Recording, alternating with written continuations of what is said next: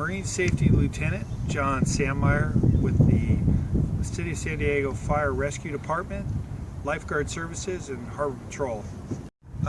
Regarding how many calls do we have each day, we have 17 miles of coastline in Mission Bay plus 20 miles of coastline on the City of San Diego that we cover. We make about 6,000 rescues a year, and the major incidents, we probably have 500 of those, and so we generally get 4 or 5 big calls a day during the summer, and then we'll end up maybe 5 a week during the core winter months, and then it fluctuates in between. At our briefings, we always go over the conditions.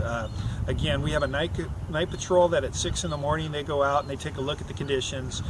They'll update our weather recording that we have in our Lifeguard headquarters office that the public can listen to as well. That'll be part of our briefing: the tides, the size of the surf, any expected inclement weather. We also post notices to mariners if there's strong wind or any sort of channel warnings that we need to make.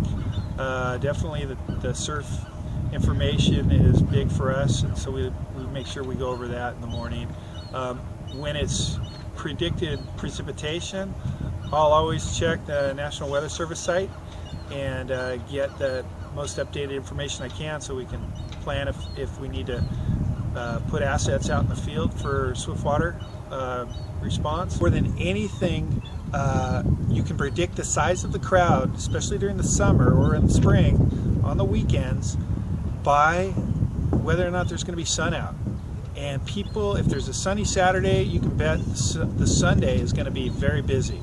So more than anything, whether it's the surf size or even wind speed, it's whether or not it's going to be sunny out. You tend to see patterns, and most of those are: where do accidents happen, what times do they happen, and why do they happen?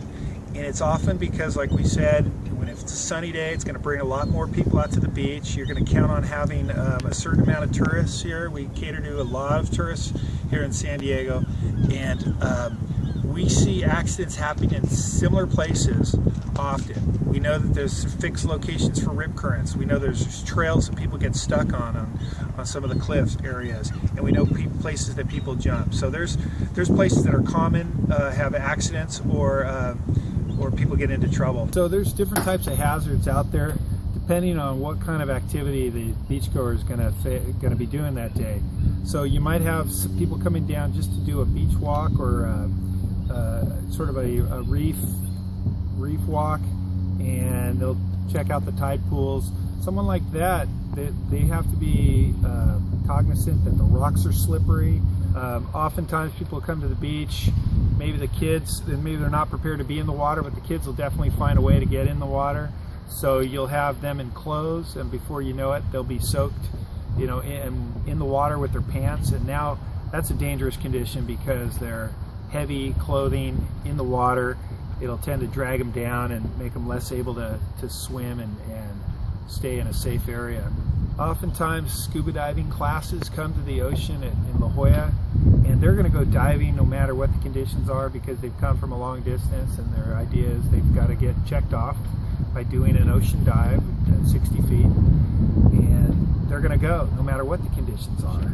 It's the surfers, some of the boaters that are out there every day. They get into different types of problems that are always out there with big surf. That you might find that snap their leash in big conditions and may not be up to the swim into the shoreline, especially up against a rip current. You'll find boaters that go out in crummy conditions, but they overestimate their own ability to navigate in choppy water or strong wind conditions with big surf.